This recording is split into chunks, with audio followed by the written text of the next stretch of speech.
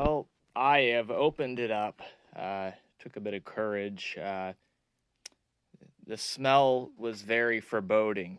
This is the Zenith Black and White tabletop tube TV that I just recently acquired for only $40. The picture, it was dirty. I wiped it down already on the outer shell, and I just did open this just now. My reaction is a few words. Yeah, it's gotten use. Like I said, I think it is in the 60s. Let's take a look here. What we got, what we're working with here. So, looks like that might have gotten bent. What in the world is that? It's like a Tweedledummer? What is that? Why is it loose like that? I hope that's not broken. Well, this chassis, I shall call him Mini-Me. Yeah, this thing is a Mini-Me. Hopefully it will also mean less work. I mean, there's not... don't have to worry about lifting it. There's a few tubes in here. It's all tube except for the UHF, I'm sure. Yeah, and the VHF is still tube. The UHF obviously is solid state. It's got a little speaker on the front. It's got a 13 DP4 picture tube. And why is there a capacitor hanging around like a monkey on the Aquadag ground? That's a little weird. I don't normally see that very often. And why is that? That doesn't look great. What is this? Is that like smoke or somebody's like nose hair that built up? A little bit of dust and dirt. It's not horrible, but that's a weird socket. I'm going to have to figure out what that is and if my tube tester, my CRT tester will work on that. Something's dangling around. We got a little bit of a spider's den going on here. You can see where the power comes in. Now let's read what we got here. We got, is that a, what? I can't read that. Is that 13X16Z? Or am I blind? I don't know. Try to decipher these stuff. 7598795. No idea what that serial number is supposed to mean. This mini high voltage cage. I'm sure it might be a little bit lower voltage being black and white tube set. I mean, they tend to run out a little bit lower, higher. It's still high voltage. High voltage is high voltage. I mean, you know, you're going to get shocked and it's still going to hurt. I mean, what's the difference between 20,000 and 30,000? It's only a number. It's only a number, kind of like age, and it's going to kill you. The voltage is 20,000 or 30,000. It'll still hurt you, so don't be off guard by the size of this thing because it can still hurt. There aren't a lot of things to, I mean, you got one can cap here and that's it. I'm a little surprised that that's all there is. Normally there's usually 3 in a general TV, but this is a tiny one. 13 DP4 picture tube. I guarantee you this thing is used. This is not unused. Looks like all the tubes are here, at least on the outside. I haven't opened the high voltage cage up yet. Let's want to crack that open. Well, warning. It's dangerous to handle? Really? Really? I didn't know that. Gee. Oh, wow. Yep. Yeah. Absolutely. That looks a little crystallized, like kind of like what you would find on one of those sweet and sour Sour Patch Kids, right? It's kind of like that crystallized implosion. I don't know why that's discolored. Picture tube, yeah, made in the USA. The TV's made in the USA, assembled in the USA. You got some old crusty transformers that look like rotten Tootsie Rolls. Green goop coming out of the speaker. That's kind of hideous.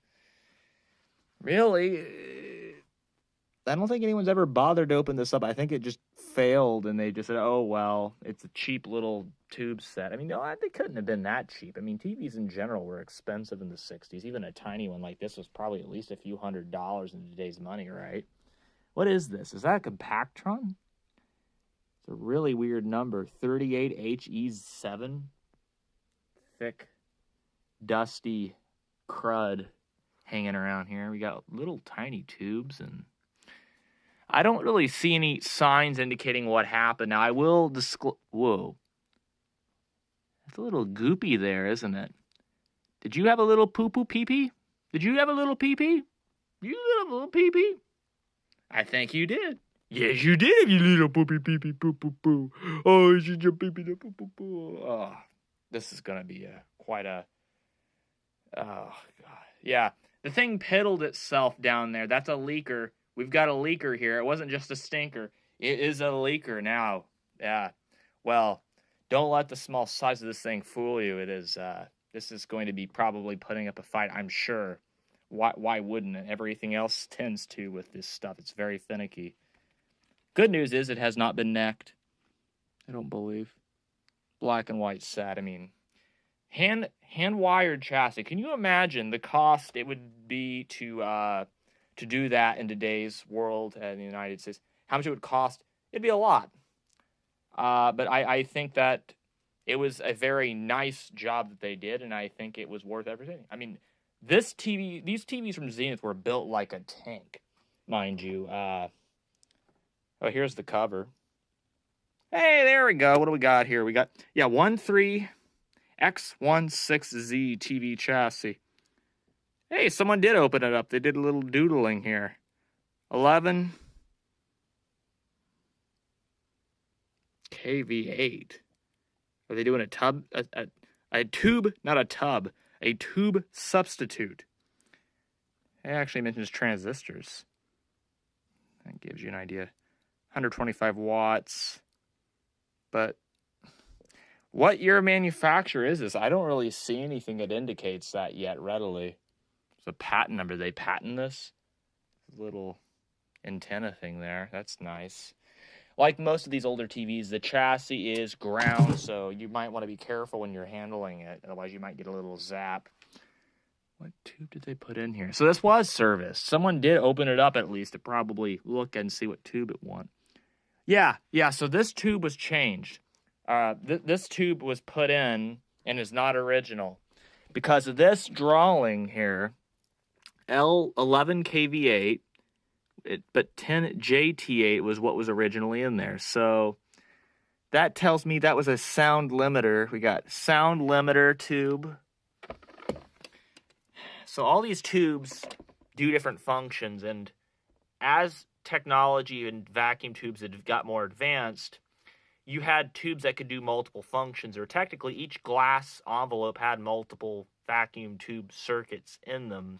Kind of like a compactron, for example, like this over here, had like often 4 functions or even more, but typically 4 for those. And so a vacuum tube is kind of like how they did with integrated circuits after transistors were around for a few years or decades or whatever. They had more functions and circuits and on one package, and it was really cool, innovative that they did that. And that's how they were able to pack more stuff into a tinier package despite everything here.